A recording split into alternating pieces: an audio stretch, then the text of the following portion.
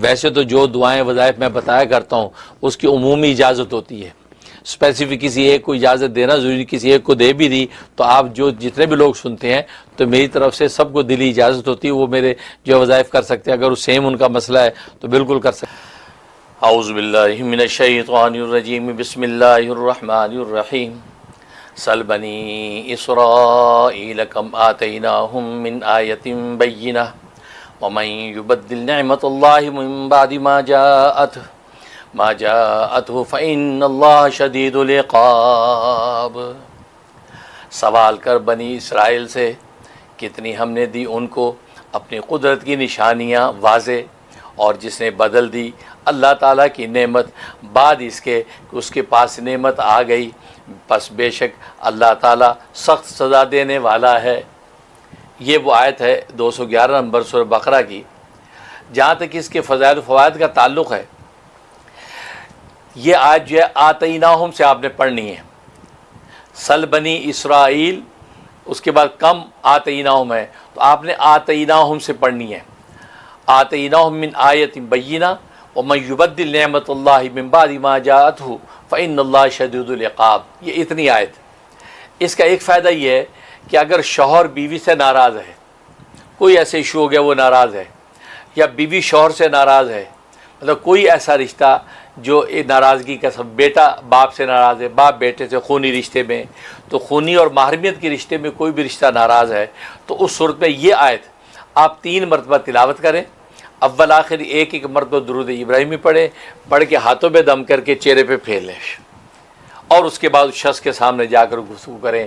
انشاءاللہ اللہ تبارک و تعالی اس کے دل کو مہربان کر دیں گے، اور جو بھی آپ بات کہنا چاہتے ہیں اس بات کو وہ سنے گا۔ گویا کہ یہ ایک فائدہ۔ دوسرا فائدہ یہ، کوئی حاکم وقت ہے یا عدالت کا جج ہے یا آپ کی جو ہے وہ بزنس کا باس ہے، وہ آپ سے ناراض ہو گیا، کوئی ایسی غلطی ہوگی جس کی وجہ سے اب آپ کو جو ہے یا تو نوکری چھوٹنے کا خطرہ لاحق ہو گیا، یا مقدمے کے حوالے سے مسائل پیش آنے کا اندیشہ ہو گیا جبکہ آپ حق پر ہیں، تو اس صورت میں یہی آیت جو ہے 11 مرتبہ پڑھیں۔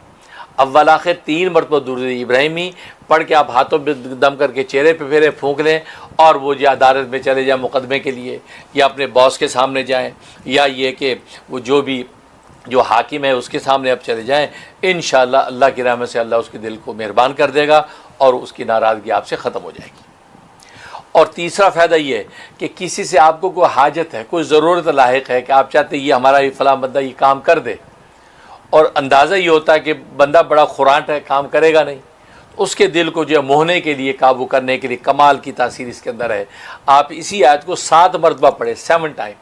یہ کاؤنٹنگ جو میں بتا رہا ہوں، کہیں 3 مرتبہ کہیں 11 کے ساتھ، اس کی بڑی اہمیت ہے، امپورٹنس ہے، یہ ذہن میں رکھیے گا۔ 7 مرتبہ جو ہے وہ اس آیت کو آپ پڑھیں آتیناہم سے، اول آخر جو ہے 3 مرتبہ درود ابراہیمی پڑھیں، اور پڑھ کے اپنے بدن پہ دم کریں، اور یا ناصرو یا ناصرو یا ناصرو پڑھتے ہوئے آپ اس شخص کے پاس جائیں اور اس کے سامنے گفتگو کریں۔ یا ایک اور طریقہ یہ ہے کہ آپ یہی آیت اس طرح پڑھنے کے علاوہ خوشبو پہ دم کریں، خوشبو پہ دم کر کے وہ خوشبو اپنے اوپر لگا لیں، یا پرفیوم ہے تو پرفیوم کے سوراخ پہ 3 پھونکے ماریں، وہ پرفیوم چھڑکیں۔ جب آپ شخص کے پاس جائیں تو اس کی خوشبو جو ہے وہ اس کی جو ہے مشام کے اندر داخل ہو، اب آپ اسے گفتگو کریں، کمال کا فائدہ ہے۔ پھر آپ دیکھیں اللہ کی قدرت کا تماشا کہ کس طریقے سے وہ آپ کی ضرورت و حاجت پوری کرتا ہے۔ تو اس آیت کے اندر یہ 3 شاندار فائدے ہیں۔ باقی فوائد سے تو قرآن بھرا پڑا ہے، ایک حرف کے اندر فوائد ہیں کہ بحر ذخار ہے، سب کا احاطہ کرنا اس کمزور انسان کے لیے مشکل ہے، لیکن 12 جتنے فائدے بتلائے ہیں آپ اس سے ضرور فائدہ اٹھائیں۔ سورۃ آل عمران کی آیت نمبر 1 اور 2، یہ 2 آیتیں ہیں الف لام میم سے۔ اعوذ باللہ من الشیطان الرجیم، الف لام میم، اللہ لا الہ الا هو الحی القیوم۔ یہ آیت کمال کا فائدہ ہے۔ الف لام میم تو آپ جانتے ہیں حروف مقطعات میں سے ہیں، اس کا ترجمہ جو ہے اللہ و رسول عالم، اللہ اس کے رسول جانتے ہیں۔ اللہ لا الہ الا هو الحی القیوم کا ترجمہ آپ کو پتہ ہے کہ اللہ کے سوا کوئی معبود نہیں، اللہ وہی ہے کہ جو زندہ ہے اور قائم رہنے والا ہے۔ یہ اصل میں اس آیت میں اسم اعظم ہے۔ اب کون سا اسم اعظم ہے؟ الف لام میم ہے، یا اللہ ہے یا اس میں جو ہے وہ ہوا ہے یا حیو ہے یا القیوم، ایک اسم اعظم اس میں موجود ہے۔ چنانچہ روایات میں بھی اس کے اشارے ملتے ہیں کہ اس کے اندر اسم اعظم موجود ہے۔ اب ظاہر ہے کہ ہمیں خبر تو ہے نہیں کہ ایگزیکٹ کون سا اسم اعظم ہے، لیکن پوری آیت کے اندر ہے اسم اعظم، اور آپ جانتے ہیں کہ اسم اعظم اگر تلاوت کر کے مانگا جائے تو جھولی خالی نہیں لوٹتی، اللہ تبارک و تعالیٰ پورا کر دیتے ہیں۔